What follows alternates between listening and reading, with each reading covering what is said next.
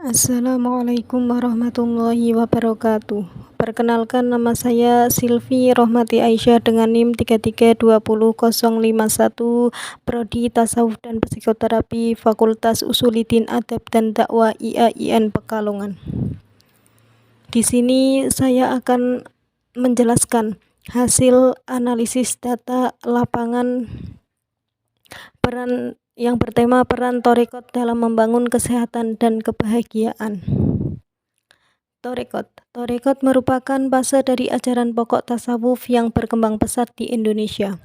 Thariqat atau dalam segi bahasa, seiring diartikan thorik atau jalan, disebut juga petunjuk untuk melakukan suatu praktek ibadah yang telah ditentukan, serta memiliki contoh dari Nabi Muhammad SAW untuk dikerjakan oleh para sahabat, tabi'in, dan berkesinambungan secara terus-menerus sampai kepada mursyid,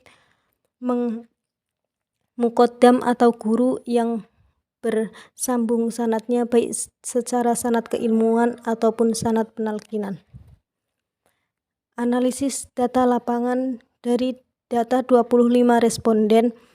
Pengamalan thariqatnya semua memakai thariqat Qadiriyah wa Naqsabandiyah. Dalam pertanyaannya, ada apa amalan yang Anda lakukan dalam berthariqat? Yang kedua, bagaimana dampak thariqat pada karakter moderat, sifat tasamuh, toleran, adil, saling tolong, dan tawazun?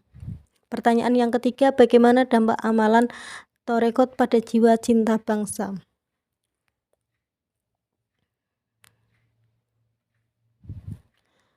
Thariqat Qadiriyah wa Naqsabandiyah adalah sebuah thariqat yang oleh seorang sufi berasal dari Indonesia, yaitu Syekh Ahmad Khatib Asy'ambasi. Hal ini merupakan bahwa dinamika intelektual umat Islam Indonesia pada saat itu cukup memberikan sumbangan yang berarti bagi sejarah peradaban Islam, khususnya di Indonesia.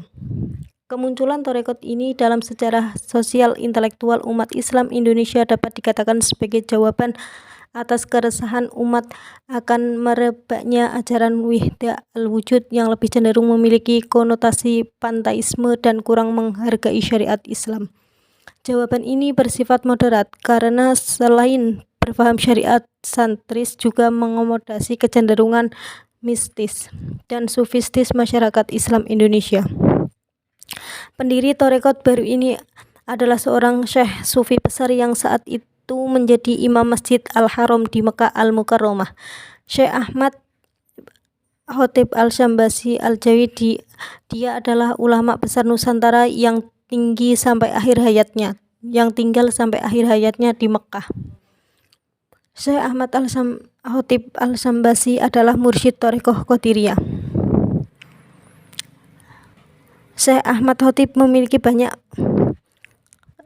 wakil, di antaranya Syekh Abdul Karim di Banten, Syekh Ahmad Tolhah di Cirebon, dan Syekh Ahmad Asbuwah di Madura. Muhammad Ismail Ibnu Abdurrahim di Bali, Syekh Yasin dari Kedah, Malaysia, Syekh Haji Ahmad dari Limbung, dan Syekh Muhammad Ma'ruf bin Abdullah Al-Khatib dari Palembang. Sebagai seorang mursyid yang kamil mukamil, Syekh Ahmad Khatib Asy'ambasi sebenarnya memiliki otoritas untuk membuat modifikasi tersendiri bagi thariqat yang dipimpinnya, karena dalam tradisi thariqat Qadiriyah memang ada kebebasan untuk itu bagi yang telah mempunyai derajat mursyid, karena pada masanya telah jelas ada pusat penyebaran thariqat Qadiriyah wa Naqsabandiyah di kota suci Mekah maupun di Madinah, maka sangat dimungkinkan dia mendapat baiat dari thariqat tersebut. Kemudian dia menggabungkan inti ajaran kedua thariqat tersebut, yaitu thariqah Qadiriyah dan thariqat Naqsabandiyah, dan mengajarkannya kepada murid-muridnya khususnya yang berada di Indonesia. Responden atas nama Rahmata Rihatatul Ais, usia 19 tahun, jenis kelamin perempuan, pendidikan kuliah, status pelajar, pekerjaan pelajar. Pengamalan thariqat Qadiriyah wa Naqsabandiyah. Pertanyaannya, apa amalan yang Anda lakukan dalam berthariqat?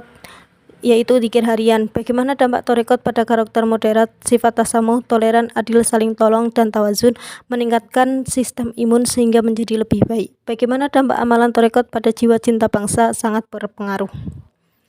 Responden yang nomor 2, Milatun Nihaya Maksumah, usia 22 tahun, jenis kelamin perempuan, pendidikan kuliah, status pelajar, pekerjaan pelajar. Pengamalan tarekat Qadiriyah Naqsabandiyah. Pertanyaannya, apa amalan yang Anda lakukan dalam bertarekat? Yaitu dzikir harian. Bagaimana dampak tarekat pada karakter moderat, sifat tasamuh, toleran, adil, saling tolong, dan tawazun? Jawabannya, meningkatkan kehidupan batin serta kekuatan rohani sebagai upaya menjauhkan diri dari dunia luar yang kotor dan bergelimang ketidakadilan.